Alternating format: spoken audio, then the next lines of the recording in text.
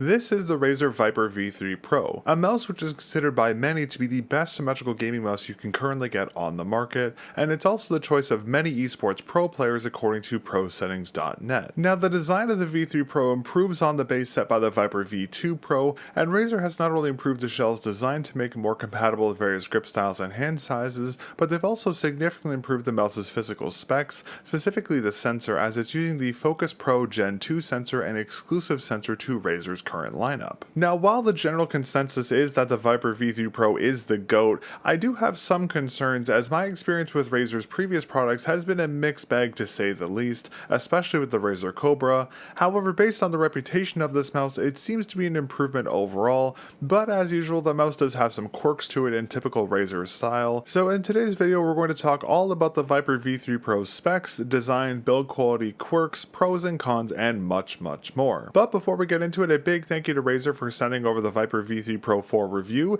They were also kind enough to send over their RAZER Atlas glass pad, and I'll be reviewing that soon as well. So be sure to get subscribed to the channel so you don't miss the Atlas's review as well as the Viper V3 Pro's teardown video. And it goes without saying, as always, regardless of who provides a review unit, my opinions on a product will always be unbiased, and if you enjoy the super in-depth reviews and want to see more RAZER mice covered here on the channel in the future, including a full teardown guide for the Viper V3 Pro, be sure to leave a like on this video and get subscribed to the channel. And if you'd like to support my work, consider becoming a channel member here on YouTube, as it's not only the best way to directly support my work, channel members also get early access to all upcoming episodes of the mel0n review and teardown. So if you want to see new content before anyone else and support my efforts here on the channel, consider becoming a member today. But without further ado, let's get right into today's episode of the mel0n review. For testing parameters, I used the Viper V3 Pro for approximately 2 weeks, daily driving the mouse for general use as well as gaming use in Kovacs, Valorant, Overwatch 2, Splitgate 2, RoboQuest, and a couple other games. For skates, I primarily used the mouse's stock skates as they're actually quite good. However, I also tested a few types of aftermarket skates over my testing period. And for sensitivity and pad types used, I used my standard range of 40cm per 360 for fabric pads and 50cm per 360 for hard pads. And finally, for firmware,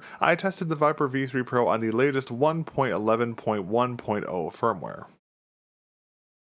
For pricing and versions, the Viper V3 Pro is available in several editions. First, there is the standard black and white versions, both of which retail for $229 Canadian dollars, and there is also 2 special editions, the Faker and Sentinels versions, both of which retail for $259.99 Canadian dollars, $30 Canadian more than the standard black or white versions. It's also worth mentioning there is also the elusive Viper V3 Pro Gengar Special Edition, which might be one of the most sought after versions of the Viper V3 Pro, but sadly this edition is a China exclusive, so it's nearly impossible to get anywhere outside of that region. And as much as I'd love to be covering the Gengar edition, for today's video I'll be reviewing the standard Viper V3 Pro in the white colorway.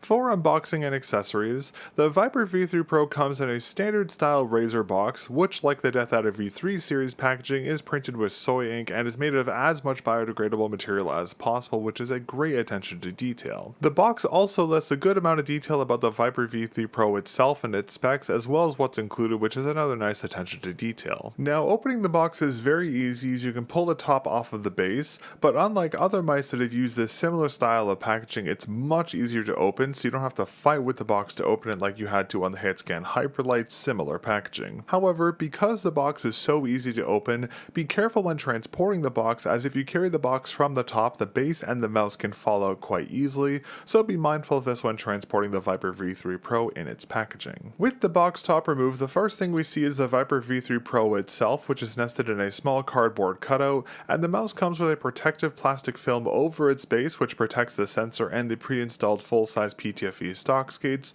so be sure to remove this prior to use. Above the mouse we'll find the Viper V3 Pro's Hyperspeed dongle, which also has a protective wrapping around it, so again be sure to remove this prior to use. And as expected for a dongle, on its base has a pretty large rubber pad which helps to keep the dongle decently anchored on most desktops. Under this cardboard cutout that held the mouse and the dongle, you'll find the remainder of the Viper V3 Pro's accessories, the first of which is the mouse's stock cable, which comes with protective covers on both the USB A to C ends as well as as a rubber wrapper. Sadly, this cable's design is a thicker, more rigid type and doesn't have a tilted USB-C end, and since RAZER is a mainstream brand, I did expect this cable to be a little lackluster, but this cable is much worse than I expected it to be coming from the DeathAdder V3 wired, but we'll talk more about the cable and how it could be improved later in this video. Lastly, we have the fanciest user manual I think I've ever seen included with the mouse, which gives you a quick rundown of the mouse's specs, buttons, and how to connect and set up the mouse. And inside the fancy user manual, we'll find a sheet of RAZER stickers and a set of pre-cut grip tapes, which include side and click covers,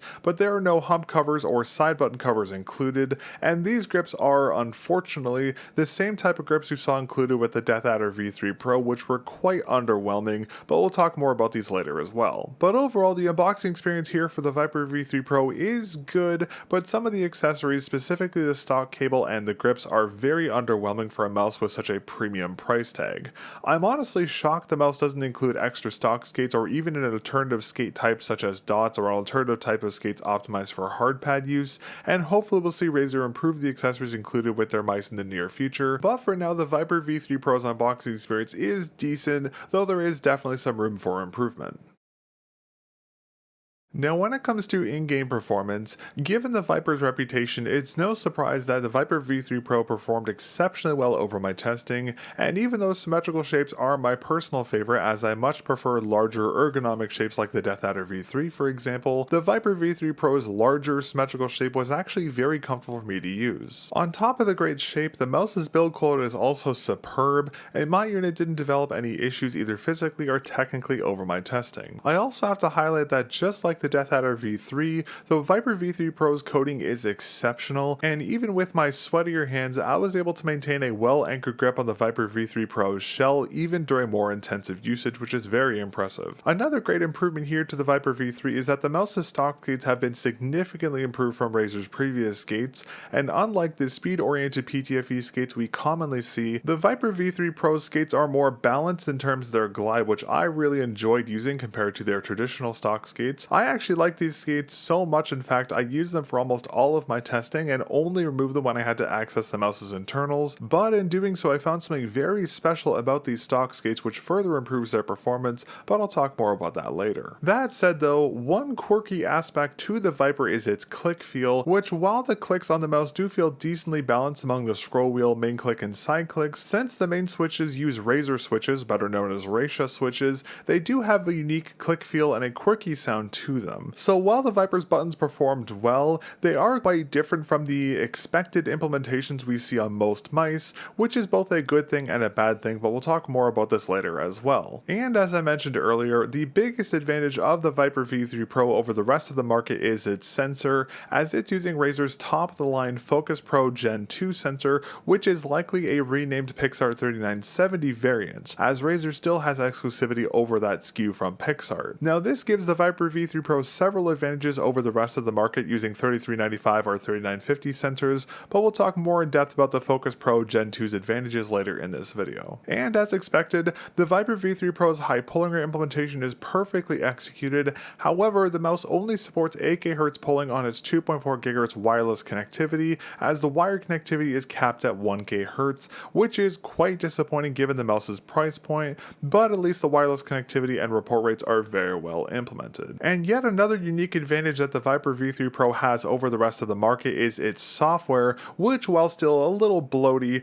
does support several very useful performance features such as tuning for the mouse's sensor tilt feature, dynamic sensitivity, which is RAZER's version of raw Excel, a very useful sensitivity matcher tool you can use to match the sensitivity of another mouse to the Viper V3 Pro's sensor regardless of DPI deviation between said sensors, and several other very useful software features which we'll talk more about later in this video. But all these software features combined with the Viper V3 Pro's overall feeling and performance gave this mouse a fantastic overall feel, and in my testing the mouse performed perfectly in every game I tested. And again, as I said earlier, even though symmetrical shapes are my personal favorite, it's impossible to deny how good this mouse feels to use, quirks aside, and overall I'm quite impressed with the Viper V3 Pro on a surface level. In terms of build quality and QC, as a quick disclaimer, my unit was sent to me directly from RAZER, so take the build quality and QC of my unit with a grain of salt as it came directly from RAZER, not a retail unit you'd find on a store shelf. But despite that, my mouse's build quality is superb, as the top and base shells, despite being made of a biodegradable plastic, feel extremely solid and there's no creaking or flexing anywhere across the entire mouse's shell. The mouse's buttons, as I mentioned earlier, are also quite well balanced in their click feel, but the side buttons are slightly heavier than the main buttons, but not by a super noticeable degree, and all the buttons do feel well tensioned and consistent. The only exception to this, as I just mentioned, is the unique click feel and audio of the main clicks, but despite this, all the mouse buttons feel quite well implemented. However, one small gripe I do have about the mouse is that its stock skates, while they perform amazingly, are sized slightly smaller than the base skate channels. I'm not sure if this is intentional, but this small gap, since it exposes the adhesive on the edge of the stock skates, gets filled with dust and debris very quickly. Now this obviously doesn't affect the skate's performance, but it does make the base of the mouse look very dirty, especially on the white Viper colorway. On the other colorways, this issue is much less noticeable. However, this is still something I'd like to see RAZER fix on future batches, as the skates should be the same size as the mouse's skate cutouts to prevent the gaps from filling with dust and debris. But on a positive note, the Viper V3 Pro's internal build quality and QC is actually quite impressive for the most part, as it's a semi-modular design. Admittedly, the internal structure is a little more complex than we commonly see, but it is still serviceable to a degree, so cleaning, repairing, or modding the Viper V3 Pro is relatively easy, but some aspects of the mouse, specifically the main and side buttons, are not user serviceable, which is a very strange thing to see, and we'll talk about why these aren't user serviceable later in this video, as well as in the Viper V3 Pro's teardown video, so be sure to get subscribed so you don't miss that. Now for weight, given the Viper's size and shape, RAZER is advertising a fairly average weight spec for the Viper V3 Pro. However, the mouse's weight will vary slightly depending on what version you purchase. Now on the product box, RAZER states that the Viper V3 Pro will weigh 54 grams, but unlike most brands, there's no plus-minus gram ratio provided for the mouse's weight spec. Another oddity here is that this 54 gram spec only applies to the Black, Faker, and Sentinels edition of the Viper V3 Pro, as the white version, due to its coloring, is heavier, weighing around 55 grams. Now my white Viper V3 Pro in its stock configuration with the full-size skates and no grips installed weighs exactly 55.3 grams, 0.3 grams over the advertised 55 gram weight. But while the mouse is technically over the advertised weight spec, it's only by 0.3 grams, so I'm going to give RAZER a pass here as it's barely outside spec. Now if you plan on using the included stock grip tapes, adding the side and click covers will add approximately 2.3 gram to the mouse's total weight,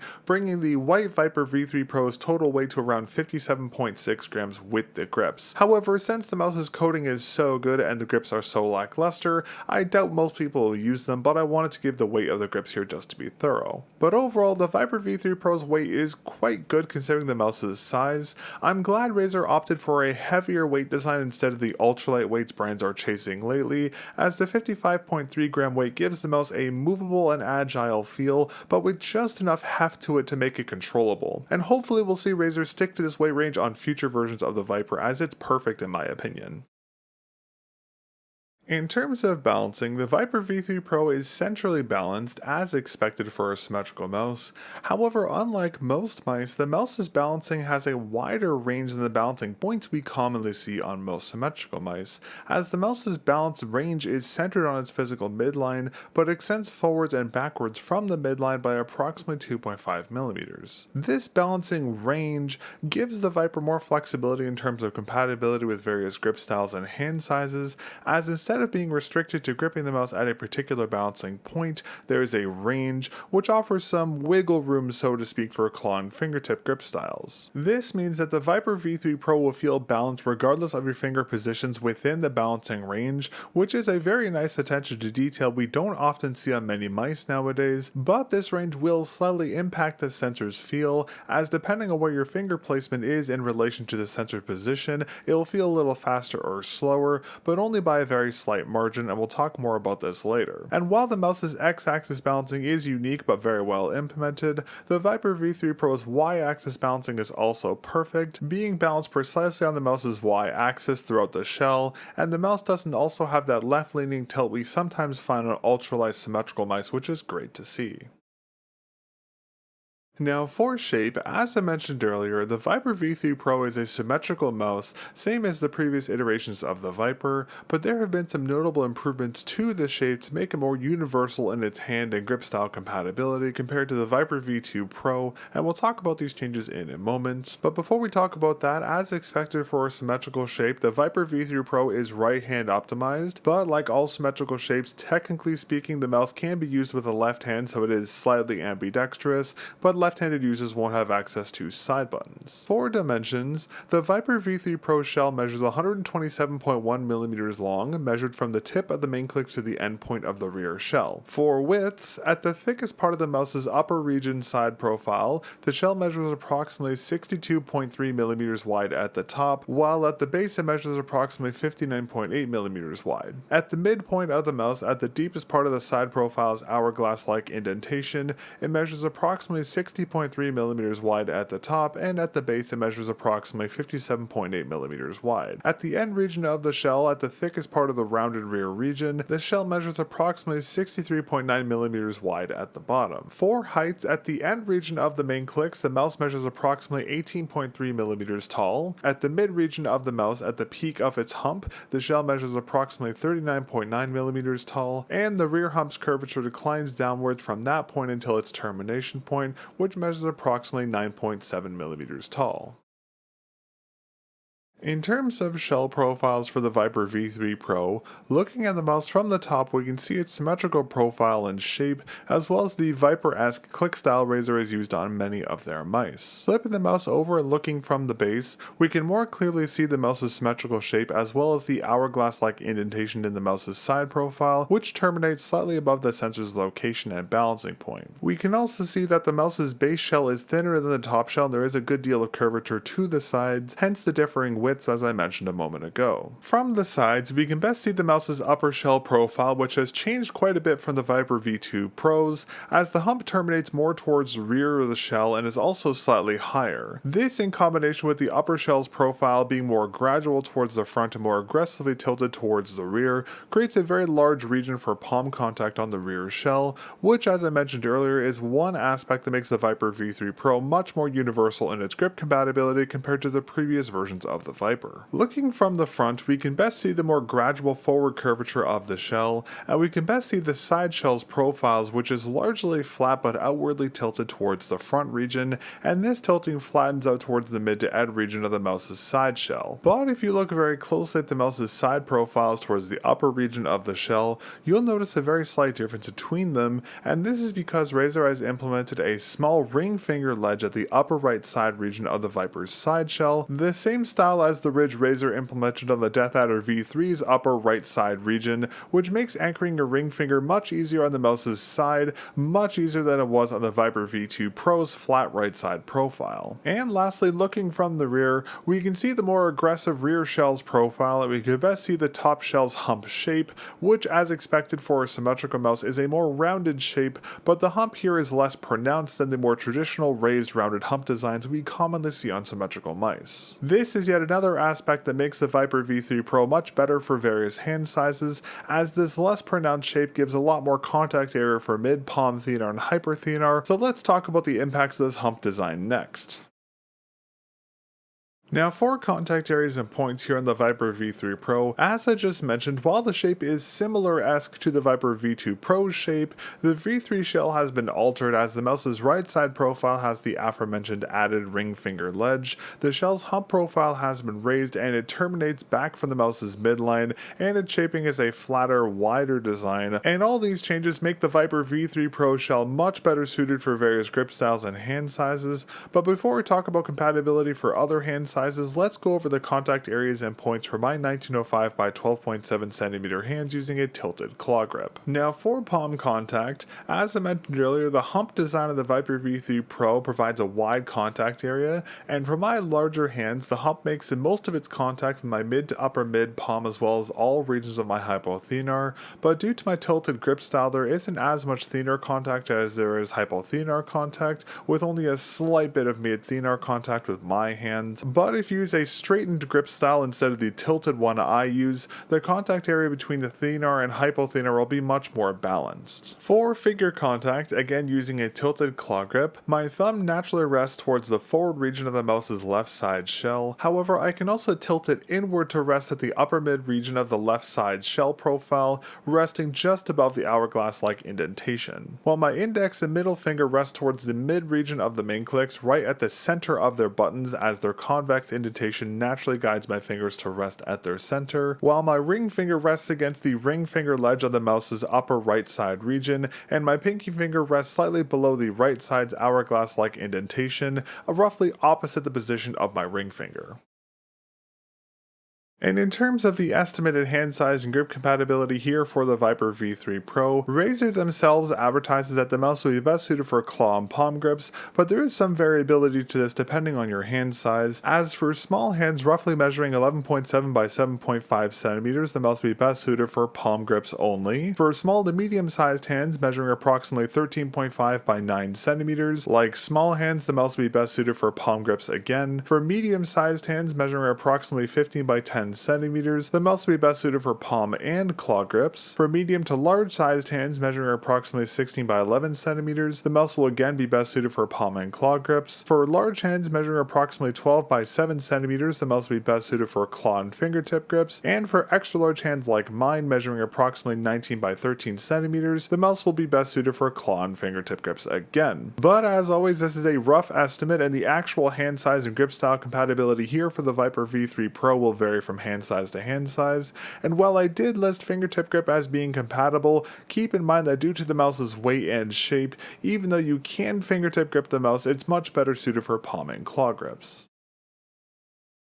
Alright, now let's talk coding next. Now the Viper V3's coding performed amazingly well as I mentioned earlier, just like the Death Adder V3's coding, but it does feel different from the other coatings Razer has used on their previous releases. Now unlike the Death Adder V3's more chalky, rubberized coating, the Viper's coating is a smoother and more rubberized coating with just a hint of that chalky feel to it. I was initially concerned about the lack of chalkiness, as that what really makes the coating grippable in my opinion, but as I mentioned, the coating still felt quite grippy even with my sweatier hands, and over my testing I was able to maintain a consistent grip on the Viper shell even during more intensive use. So in my opinion, with both dry and sweaty hands, the Viper V3 Pro's coating will be quite usable and it will perform well, but if you dislike the coating or find it hard to grip, you can always use the included grips, but as I mentioned earlier, they're a little bit underwhelming. It's also worth noting that the coating's feel will vary slightly depending on what version of the Viper V3 Pro you get, but all versions, regardless of their coloring, will have the same level of gripability. And on the topic of coating, I also wanted to talk about durability, as the Viper's direct competitor's white coating is known for tarnishing and discoloring very quickly. However, so far the Viper's coating hasn't shown any signs of discoloration, though I've only been using the mouse for a few weeks, but I did reach out to my contact at Razer and ask about the white coating's long-term durability,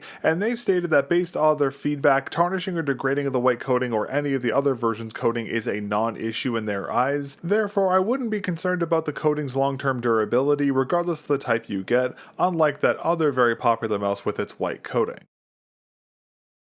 Next, let's talk about the Viper V3 Pro's included grip type, which as I mentioned a couple times in this video already is quite disappointing, as it is the same type of grips you saw included with the Death Adder V3 Pro. Now on paper these grips should be fine, as they have that traditional raised diamond-like texturing to them, but the material they're made out of isn't as grippy as you'd expect a grip tape to be, and it's actually quite slippery, especially with sweatier hands. On top of that, the grip's reusability is also quite poor, as the adhesive has a habit of pulling away from the grip material. material. Now, another issue with these grips is that their shaping isn't ideal, and while the grips include the traditional side and click covers, the mouse doesn't include any hump covers or side button covers. Now, while these pieces are necessary per se, many mice on the market include these extra pieces, and they would be a welcome addition here on the Viper V3 Pro, especially considering the hump's design and how many grip styles heavily rely on palm contact. Now, thankfully, as I mentioned earlier, since the mouse's coating is so good, I doubt many users will want to use the stock grips, but if you dislike the Viper's coating and you want to use grip tape, I'd advise getting aftermarket grips like the XtraPad Cicada Wings 2.0 or Geckos 2.0, as you can get them in both universal and pre-cut sets for the Viper V3 Pro that include both side button covers and hump covers. But regardless of the version or type of the grips you get from XtraPad, their grips are going to perform astronomically better than the stock grips here included with the Viper V3 Pro, and hopefully on future versions of the Viper series and the Death Adder series for that matter, we see Razer update their included stock grips to be a little better and more on par with the aftermarket options that are available on the market. Next, let's talk about the Viper V3 Pro's main clicks. Now, the M1 and M2 buttons are shaped similar to the main clicks we saw in the Death Adder V3, featuring that larger click design but with even height since the mouse is symmetrical instead of an ergo mouse. But one noticeable improvement here to the clicks in the Viper V3 Pro coming from the Death Adder V3 is the deep indentations or grooves running through them. Now, this groove or indentation is the deepest at the end point of the buttons and gradually flattens towards the midpoint around where the scroll wheel is positioned. These grooves, as I mentioned earlier, due to their depth, do a fantastic job of guiding your fingers towards the center of the main clicks, but they'll only help if you click towards the mid to end region of the buttons, as if you click towards the top region of the buttons, there won't be any grooves or indentation there to guide your fingers. Another great attention to detail about these buttons is that the shell buttons do share the same coating as the rest of the Viper V3 Pro's shell, which in addition to the main click's indentations, makes anchoring your fingers on the buttons very easy and very consistent, and throughout my testing, even with my sweatier hands and fingers, I didn't have any issues with my fingers slipping or shifting on either of the Viper's main clicks. It's also worth mentioning that the main clicks are also very well stabilized with very little to if any side-to-side play on them, even when fully actuated. However, due to their heavy convex indentation, there is a slight bit of rocking to the buttons if you click on the sides of the indentation, but this is a common thing for buttons with deeper indentations like the ones here, and it doesn't impact the click's performance or click feel. And another great attention to detail here on the main clicks is that both of them are indented into the shell just as is seen on Razer's previous mice, which means that both the main buttons are free from any interference issues caused by your fingers resting against the mouse's side shell. Now, in terms of click heights, at the end region of the V3 Pro's main buttons, they measure approximately 18.3 millimeters tall. At the mid region around where the scroll wheel is positioned, the clicks measure approximately 25.7 millimeters tall, and at the top region of the buttons, they measure approximately 33 millimeters tall. In terms of audio feedback, here's a quick sound test of the Viper V3 Pro's main clicks.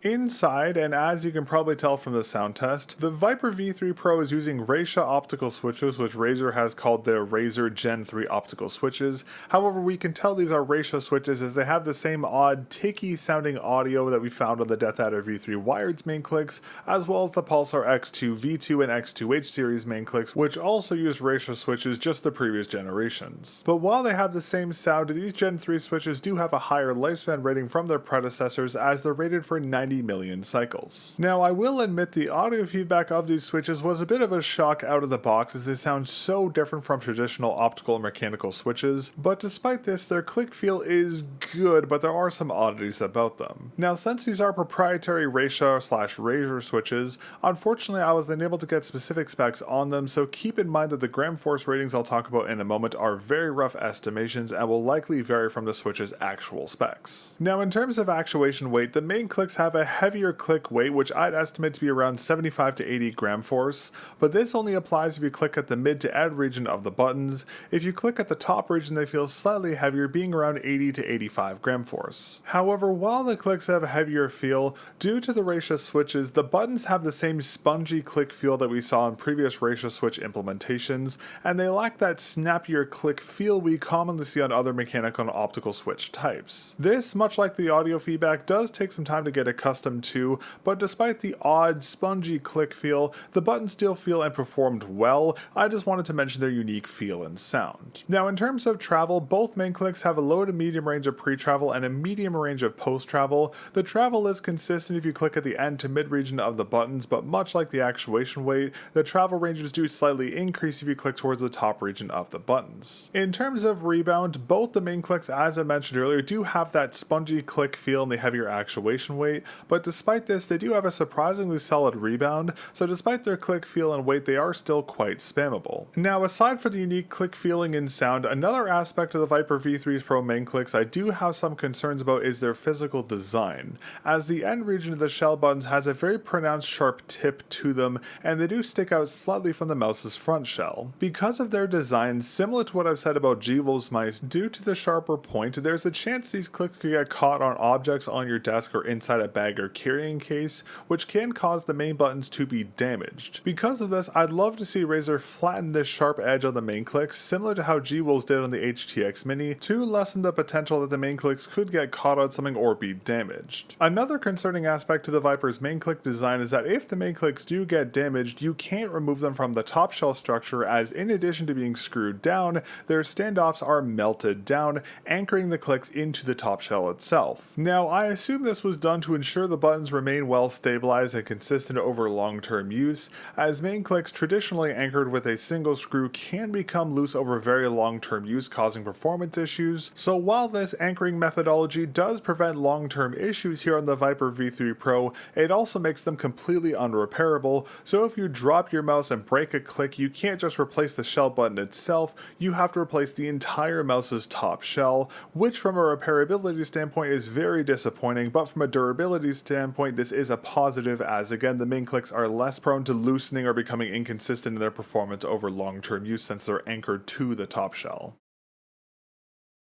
Next, let's talk about the Viper V3 Pro's side buttons. The buttons here are the traditional Razer style buttons featuring that dagger or fang-like shaping with a mostly flat surface and curved edges on their bottom and sides. The button's curvature is also designed to match the top shell's profile, so the forward side button has a slight curvature while the rear button's curvature is a little more aggressive. The side buttons are also positioned slightly forward of the mouse's physical midline by approximately 3.5mm, which makes the buttons very easy to reach and actuate with most hand sizes and grip styles, and the buttons are also quite pronounced with the mouse's side profile, which further increases their accessibility and reusability. But while the buttons here on the Viper are smaller than the side buttons we saw on the Death Adder V3, they do share the same coating as the rest of the mouse's shell, so even though they have a small flattened surface, they're quite easy to grip and actuate, and unlike the side buttons on the Viper V2 Pro, which were positioned side to side, the side buttons here on the Viper V3 Pro do have a sizable gap between them, similar to the gap between the Pulsar X2H's side buttons. However, the inner edges are flattened,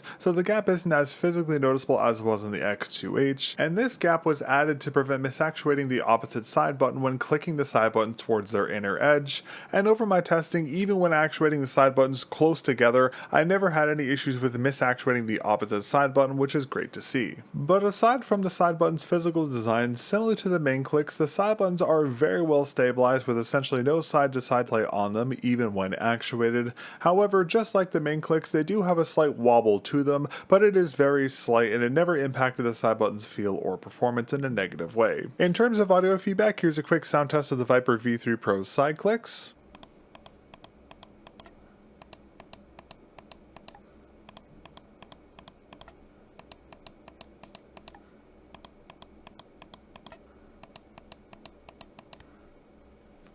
Inside, just like the main clicks, the Viper V3 Pro is using a very unique switch type, one that took far too long for me to identify as the manufacturer was so niche, but after some digging I was able to find out that these switches are made by Chenfeng, and this is a variation of the MS09.001W.P2B81 micro switch, which are mechanical and rated for 3 million cycles. According to Chenfeng's website, these switches have an actuation weight of 80 plus minus 10 gram force, but the switches here here on the Viper feels slightly lighter, more akin to a 70-75 gram force actuation weight, which in my opinion is still on the heavier side of the spectrum, just like the main clicks are. In terms of travel, both the Viper V3 Pro's side buttons have a low range of both pre and post travel, which gives these buttons a nice tactile feel, more akin to a traditional switch type. Both the clicks also have a great snappy rebound to them, so both side buttons are quite spammable. However, the side button's anchoring is also very unique, as instead of resting against anchoring standoffs or inside clips as we traditionally see,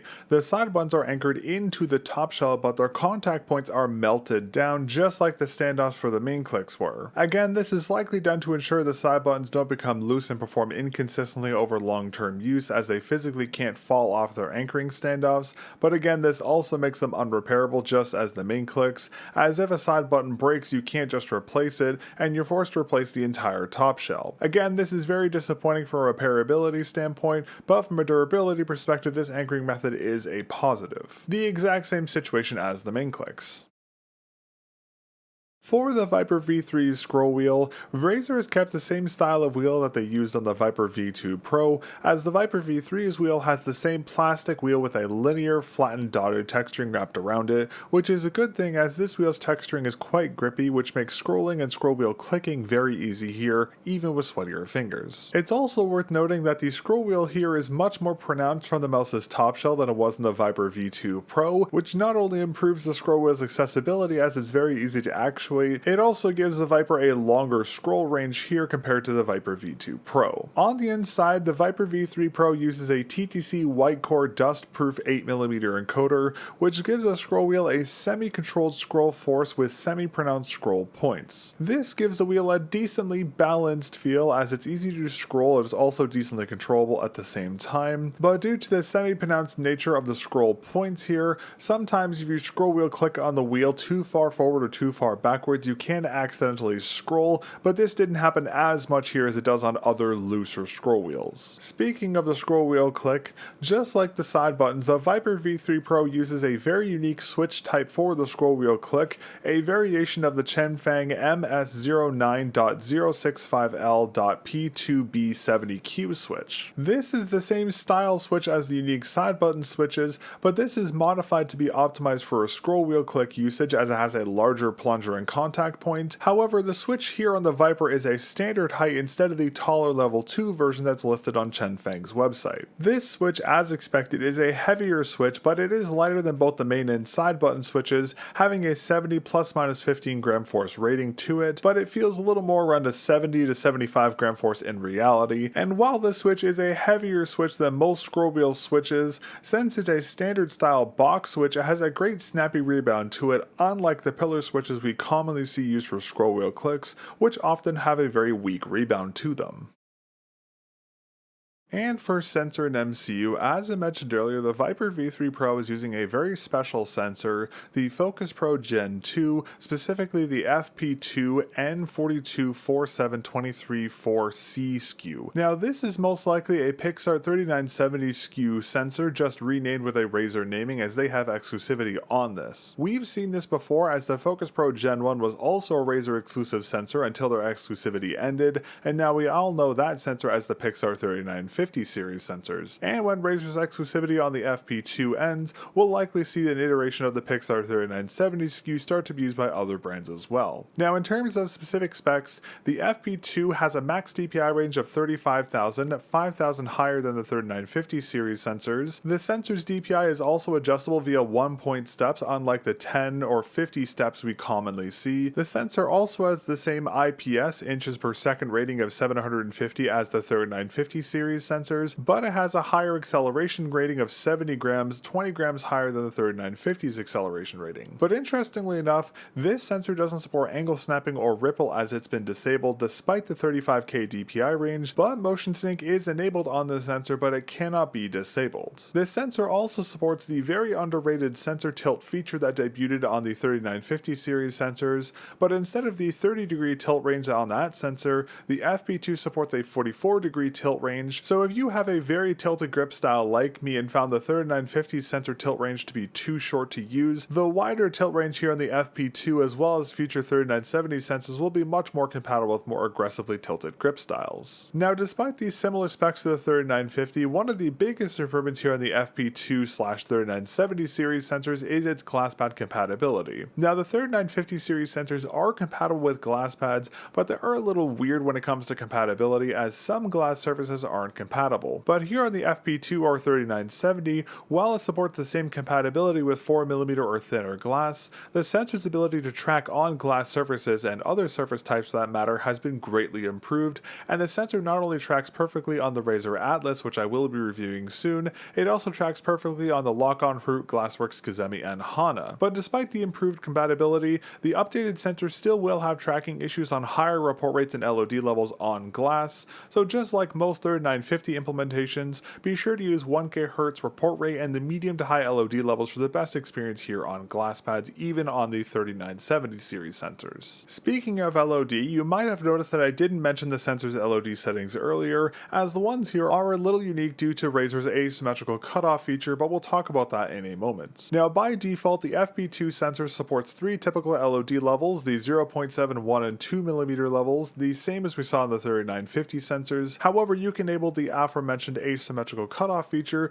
which you can manually configure both the landing and liftoff values to adjust the mouse's LOD to your specific aim style. Now previously, this feature has caused a lot of problems as the 2 separate batch versions of my RAZER Cobra had constant tracking issues on every surface type I tested on because of this setting here, but here on the Viper V3 Pro, this asymmetrical cutoff feature didn't have any issues, which is great to see. But again, while this feature is much more usable here on the Viper V3 Pro, keep in mind that lower LOD values will cause tracking issues on glass pads. Now, while the Viper V3 Pro sensor does support a variety of features, one aspect to it that's quite normal is its positioning, as it's centrally positioned in the mouse's shell right at the 63.5mm mark, the exact midpoint of the mouse's 127.1mm length. But due to the wider balancing range on the Viper V3 Pro, which extends both forward and backwards of the midline sensor position by approximately 2.5mm, grips that sit forward or under the sensor's position will slightly affect the sensor's feel, but only by a very slight margin, borderline so slight it's not even worth noting, but I wanted to mention this to be thorough. And lastly, in terms of MCU, the Viper V3 Pro is using the standard Nordic 52840 MCU, the expected MCU of choice for any high-performance gaming mouse available on the market. Now before I talk about the Viper's high polling rate implementations, I wanted to quickly highlight a great feature here, as instead of the mouse's antenna being built into the main PCB like we commonly see on most mice, the Viper V3 Pro's antenna is a separate component that's added onto the PCB. Now this is done for several reasons, as the dedicated antenna not only allows the mouse's wireless connectivity to be stronger, it also improves the signal strength, consistency, and is more resistant to interference than traditional onboard antennas. The Viper V3 Pro also utilizes Razer's hyperspeed wireless tech, which in combination with its antenna design keeps a stable, consistent connection even in noisier environments with a lot of other signal sources. This is due to Razer's adaptive frequency tech, which actively scans for interference, and the mouse's signal will adapt to avoid interference on specific channels. It also adapts to use the fastest available channels as well, so there's no lag or stuttering to your mouse's connection. Now obviously, if you place your mouse right next to a 2.4 GHz router, there will be signal interference, but in a general use environment or even a LAN environment, the Viper V3 Pro's connectivity will remain perfectly consistent. But aside from the unique antenna design and Razer's wireless tech, as expected, the high polling rate implementations here on the Viper V3 Pro is perfect, just like it was in the Death Adder V3 on its wired connectivity, but sadly, while the wireless connectivity supports 125Hz to 8000Hz, the wired connectivity only supports 125Hz to 1000Hz, which is quite disappointing given the price of the mouse and considering Razer's previous wired polling rate implementations was perfect on the Death Adder V3. But despite the lack of wired high polling rates, both connectivity types for respective polling rate implementations are perfect as expected, and over my testing, all the various report rates worked well and performed perfectly without any issues. The only exception to this was the 8 GHz polling rate on the wireless connectivity, but the issues with that were due to the age of my system, not Razer's implementation. Now, in terms of battery, inside the mouse, the Viper V3 Pro is using a 306 mAh battery, which is positioned towards the rear of the mouse's shell. Now, traditionally, we see most mice use 200 to 300 mAh batteries, but a 306 mAh capacity is a bit of an odd one, but regardless, it is in spec with most mice on the market. Now, Razer is advertising that the Viper V3 Pro's battery life will be approximately 95 hours on 1 kHz, it'll be around 62 hours on 2 kHz, 40 hours on 4 kHz, and around 17 hours on 8 kHz, but Razer doesn't specify what the auto sleep timer was set to, nor what percentage the mouse was set to be put into power saving mode, or what firmware this was measured on. Now, from my testing with my Viper V3 Pro running the 1.11.1.0 firmware with the mouse's DPI set to its max of 35,000, the auto sleep timer set to 15 minutes, and low power mode set to initialize at 5% and placed on a jiggler to simulate constant motion, on 1 kHz the mouse lasted 126 hours, on 2 kHz it lasted 107, on 4 kHz it lasted 89 hours, and on 8 kHz it lasted 19 hours. Now, the battery life here for the Viper V3 Pro seems extremely impressive and far above the median we expect for most mice, and the battery life is actually so good I thought there was maybe an error in my testing methodology. Because of this, I actually repeated my battery testing an additional 3 times, and every time I repeated my testing I got similar values. Now, there is a chance that there's some other power saving mode that's operating under the hood that I can't see on the Viper here, but again, from my testing, all this data was replicable, and keep in mind that these values were from constant motion testing, and in reality the mouse's battery life will likely be even longer since the mouse won't be constantly moving. Now, my assumption as to why the battery life here differs so much from the advertised values is because not only is the mouse using a very power efficient sensor and MCU, these values that Razer are showing are most likely from the mouse's launch in April 2024, and since then Razer has had plenty of time to optimize the mouse's firmware to make it as power efficient as possible. Another great battery related attention to detail here on the Viper V3 Pro is that its USB-C port is universally sized, so you can use aftermarket cables here, and Razer covered the base shell area under where the battery is installed, so adhesive isn't exposed through the mouse's base. This is something a shocking amount of brands miss, and their exposed adhesive often collects a lot of dust and debris over long-term use, and not having that issue here on the Viper V3 Pro is a great thing to see. Now let's talk about software. As I mentioned earlier, the software is uniquely one of the strongest aspects of the Viper V3 Pro, but it's also one of its biggest weaknesses. Now, the Viper uses the latest version of Synapse 4 in this case, which is quite different from the previous versions, both in good and bad ways, but like all the previous iterations of Synapse 4 is still only available in an installable form, but connecting your mouse is easy as all you need to do is connect the Viper to your PC, then launch Synapse, and you can select the mouse from the menu. But Synapse will still bug you to create a Razer ID when you launch it, but thankfully it's not required to use the software and you can use it without an account. Now, inside, Synapse is broken up into multiple tabs, the first of which is aptly named Customize, in which you can rebind the mouse's buttons, including the base DPI button as well as its hypershift keybinds, but to utilize the hypershift keys you'll need to rebind one of the mouse's buttons to toggle hypershift. Now, there are a variety of rebind options here, including a macro, profile swap, and many more, which is great to see as many mice lack these rebind options. Also, in the customization tab, you can also customize the hyperspeed dongle's LED behavior, which is the nice attention to detail, as sometimes people dislike the lights on dongles because they can be distracting, so having an option to turn it off or make it less frequent is a nice thing to see. Next, in the performance tab, you can adjust the Viper's preset DPI levels, of which there are 5 between 100 and 35,000, or disable them entirely, and if disabled, the mouse will default to 1600 DPI. You can also set different DPI axis values if desired to each of these levels, and you can also toggle between these DPI levels via the base button if desired. Under the sensitivity tab, you'll also find the sensitivity matcher, which is a very nifty tool you can use to match the sensitivity of one mouse to another, and it can be any mouse, not just a Razer mouse. This is particularly useful as all sensors have some degree of DPI deviation, so being able to match a sensor's field to the Viper V3 Pro is a very useful feature, and again, having it support every mouse on the market, not just Razer mice, is a great thing to see. Next, we have the polling rate options where you can select your desired polling rate. Either wireless, it will be 125 Hz to 8000 Hz, or wired, it'll be 125 Hz to 1000.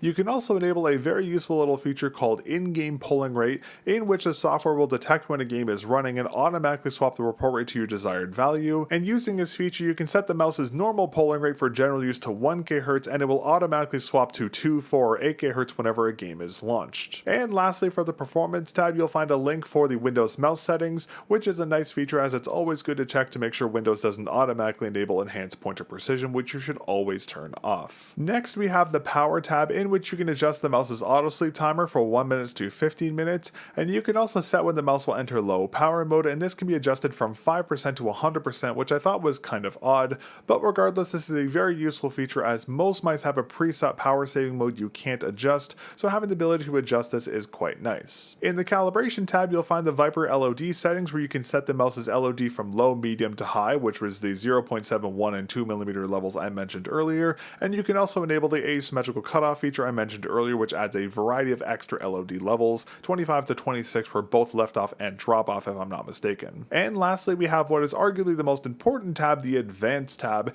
in which you'll find Razer's dynamic sensitivity setting. This is essentially raw Excel, which is built into Synapse. Now, I'm not going to dive into this feature too much as this is very much a rabbit hole, but in short, you can use this feature to increase or decrease your mouse's sensitivity at certain acceleration levels. So movements under 30 grams, for example, will stay at 1600 DPI, let's say, but as soon as your motion goes over 30 grams of acceleration, the DPI of your mouse will jump to 32,000 or whatever you want it to set to, and then return to the default value once it goes below 30 grams. Now, while I personally dislike this feature, I know a lot of people do like raw Excel or this dynamic sensitivity, and one big advantage to Razer's version is that instead of having to manually configure your acceleration curve yourself like you have to do in raw Excel, which does involve a lot of trial and error, you can use predefined profiles here that Razer created with pros, or you can build your own custom curve. Next, we have my favorite feature, the sensor tilt feature, which as I mentioned earlier has a wider range than the 3950s, having a 44-degree range. This feature is super useful for people like myself who use a tilted grip and want movements across their pad to be straight and not slanted, and Razer even has a tool you can use to find your ideal angle to use for your aim style, and this is actually a pretty surprising little test here, as you'd be surprised as a lot of people actually have a tilt to their grip even though it doesn't look like it, so be sure to check this tool out and you can use it with any mouse on the market. Aside from all these features, Synapse 4 also has the other features expected, such as a battery readout, links to the mouse's user manual and features guide, and easy access to the mouse's serial number, firmware version, and support, which are all great features. And if you use Synapse 3, you can migrate the device's profiles to Synapse 4, which is another great thing to see. And if your mouse has a firmware update, Synapse will prompt you to install them, or it will just install it automatically. It's kind of 50-50 in this regard from my experience. It's also worth noting that unlike most mice which support multiple onboard profiles, the Viper V3 Pro oddly enough only supports one profile, which is auto-configured by your last used settings in Synapse. So while you can add additional profiles to the Viper V3 Pro, they're stored in Synapse, not the mouse's memory, so keep this in mind as Synapse will have to be running on your system to use multiple profiles. Alright, now that about wraps up the positives to Synapse 4, let's talk about the negatives. Firstly, while many people called Synapse 3 bloaty, Synapse 4 takes this to the next level as there is so much extra stuff packed inside this version of Synapse that users like myself will never use. It reminds me a lot of ASUS's Armory Crate software, which also had an insane amount of extras inside it, but at least ASUS offered a version of their software called Armory Crate Gear that cut out all the extra stuff and left just the mouse control options as a standalone program. But sadly, Razer doesn't offer this, so you're stuck with the very bloated Synapse 4 software. Now, to be clear, I know I'm not the general consumer type for which Synapse is optimized for, but despite this, I still think Razer should offer a streamlined version of their software similar in application to ASUS's Armory Crate Gear, as professionals or enthusiasts hate unnecessarily bloated software. And also on that note, a web-based driver would also be a fantastic option to add, as web drivers are available for many other gaming mice on the market, and the usage experience on those web drivers is light years better than it is here on Synapse 4. Oh, and also I forgot to mention, Synapse 4 will force itself to run on startups, so be sure to disable it via Task Manager or inside the software if you don't want Synapse to constantly bug you on boot, but keep in mind disabling the software again will prevent you from using multiple profiles that are stored on Synapse, since the mouse only has one onboard memory slot. Next, let's talk about my favorite aspect of every mouse I review here on the channel, repairability. Now, as I mentioned earlier, the Viper V3 Pro is surprisingly easy to open, but some components of the mouse that are traditionally user serviceable are not here on the Viper V3 Pro. Now, to open the unit, just like we saw in the Death Adder V3, the base screws are Torx screws, so you will need a special bit to open the mouse. Thankfully though, once inside, the remaining screws are standard Phillips heads, making the rest of the unit much easier to service. Now, the internal build and design, as I mentioned earlier, is more complex complex than we commonly see, very reminiscent of a vacuum mouse with its central cage-like structure, but despite this, it's still easy to take apart, so if you need to replace the scroll wheel, mod out a battery, or just open the mouse to clean it up, it's very easy to do so. But as I mentioned earlier, unlike most mice, the mouse's top shell isn't very user serviceable, as the main clicks and side buttons are anchored into the top shell with their standoffs being melted down. Some other aspects of this mouse aren't user serviceable either, which is quite disappointing, and I'll talk more about this as we go over the mouse's modding options and more in the Viper V3 Pro's teardown video, so be sure to get subscribed so you don't miss that video. Next, let's talk about one of my other favorite features to the Viper V3 Pro, its stock skates. Now, as I mentioned earlier, these are surprisingly good, as instead of having a speed-optimized performance profile as Razer's old stock skates, these ones offer a uniquely more controlled and balanced glide to them, and this combined with their surface area makes these stock skates feel and perform very well. The skates are also physically changed from the one Razer used on the Viper V2 Pro, as while they're still 100% PTFE, instead of being the smaller half-size design, they are full-size, which, as I just mentioned, makes them feel and perform much better and more consistent, and the skates are decently balanced in the surface area too, which is great to see. However, while the stock skates are very good, I do have one minor nitpick, as I mentioned earlier, as the set of stock skates on my Viper are sized slightly smaller than the skate channels, and this small gap filled with debris over my testing, which I disliked cosmetically, and it's also disappointing not to see skate removal ramps, as removing the stock skates can be quite tricky. But as I mentioned earlier, these skates have a very special feature that pretty much everyone missed, as these stock skates have a pre-installed foam or foam adjacent material layer under them. Now, Razer claims this foam isn't polyurethane, which is funny as it's almost identical to the polyurethane foam layers found in the X-Ray Pad Ultra series skates, as well as the soft microporous polyurethane foam layers found in the X-Ray Pad Air series skates. So while Razer says this isn't PU, the material is likely PU adjacent, but regardless of its material type, this layer, just like the other layers on X-Ray Pad skates I just mentioned, acts as a cushioning layer which reduces the skate's physical feedback on rougher surface mouse pads like the Razer Strider, for example, while also reducing their audio feedback when they're used on hard pads. But despite this added layer, I still wouldn't recommend using these stock skates on glass pads or other harder pads, as their 100% PTFE nature will degrade extremely quickly on those pad types. However, as I just mentioned, they still help reduce the physical feedback on rougher surface pads. But overall, I'm very impressed with the Viper V3 Pro's stock skates. To date, I've never seen a mouse's stock skates include a layering to them, as this is a feature typically only seen on aftermarket skates. So massive props to Razer, as these stock skates are, in my opinion, the best stock skates I've ever seen or used on a mouse to date, and I hope we see these skates on future versions of the Viper and the Death Adder and Razer's other mice. But all that said, I still do think that the Viper V3 Pro, given its premium price, should include extra skates, as the mouse only including one pre-installed set is quite disappointing. I'd also love to see additional skate types included, such as a dot version of the stock skates, or maybe another kind of dot skate that's optimized for hard pad usage, as many other manufacturers' mice come with multiple skate types for different kinds of pad types, so seeing those included here with the Viper would be a welcome change. Of course, the skate sizing also needs to be adjusted to fully fill the skate channels, and removal ramps should 100% be added to the mouse, but despite these nitpicks, the Viper V3 Pro stock skates are still extremely good, easily the best stock skates I've ever used on a mouse to date.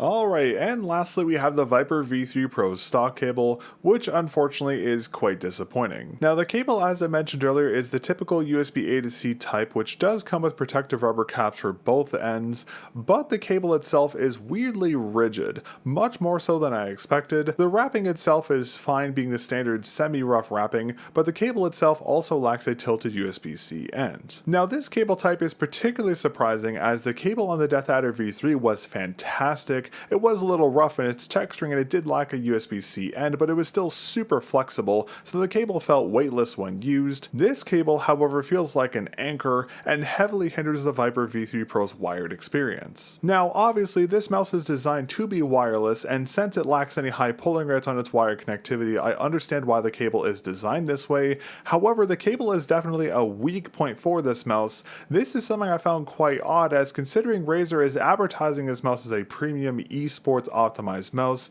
you'd think they'd include a more flexible cable. That way, the usage experience between wired and wireless would be similar enough that if an esports pro, or anyone for that matter, forgot to charge their mouse mid-game, they could use it wired if needed without any performance impacts, but sadly that's not the case here, as the cable does heavily impact the Viper V3 Pro's wired usage. As such, I would love to see Razer upgrade the stock cable on not only the Viper V3 Pro, but all of their mice for that matter, including their future ones, to a cable similar to the one that was included with the DeathAdder V3 wired, but with a tilted USB-C end. That type of cable would be a significant improvement, and it would allow the mouse to be used wired without any performance impacts, and it would make the usage experience for future Razer mice, ones that will likely support high polling rates on the wire connectivity, much better than it currently is here on the V3 Pro. Alright, well in closing, the Viper V3 Pro is an impressive release, especially considering it's coming from a bigger brand, but it isn't without its flaws. The mouse's serviceability for its main and side clicks is very poor, the main clicks feel kinda spongy and have a ticky audio feedback to them,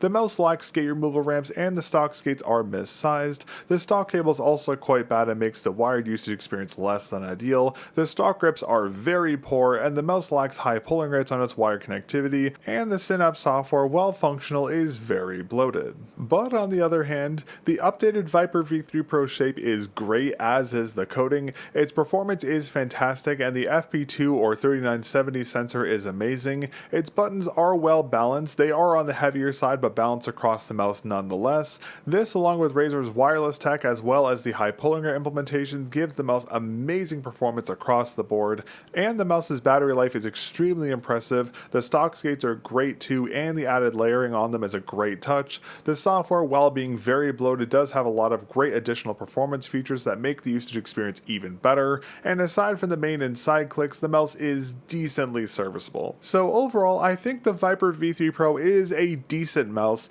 but since its release in April 2024, the gap between the Viper V3 Pro and the rest of the market has shrunk quite a bit. And even though it's still better, quote unquote, than every other mouse on the market because of its sensor, its pricing makes it very difficult to recommend. If you can find the mouse on sale, I think it's a no-brainer pickup, but at its full retail price, I don't think the Viper V3 Pro differentiates itself from the competition enough to justify its price tag. But seeing as V4 of both the Viper and DeathAdder are likely right around the corner, as we've seen Razer prototypes of these units pop up at many recent Counter-Strike and Valorant events, I assume with their release we'll see the gap between Razer and the rest of the market grow again, which would make the Viper V4 Pro a much easier mouse to recommend compared to the Viper V3 Pro currently, but we'll have to wait and see if the V4 series improvements can make that gap between Razer and the rest of the market again, and if their improvements justify their price tags, but that'll be a video for another time. But with that, that's all for today's episode of the mel0n Review. Big thanks again to Razer for sending over the Viper V3 Pro for review, I greatly appreciate it, and big thanks to all of our channel members who make what I do here on the channel possible. If you'd like to support my efforts with the in-depth reviews and of course the Teardown project, consider becoming a member here on YouTube, as that is the best way to directly support the channel, and being a channel member gives you early access to all upcoming content, including videos like this one. So if you'd like to support what I do here on the channel, become a channel member today. But that's all for today. Thanks again for watching my review of the Razer Viper V3 Pro, and I'll catch y'all in the Viper V3 Pro's Teardown video or in the next episode of the mel0n Review. Peace.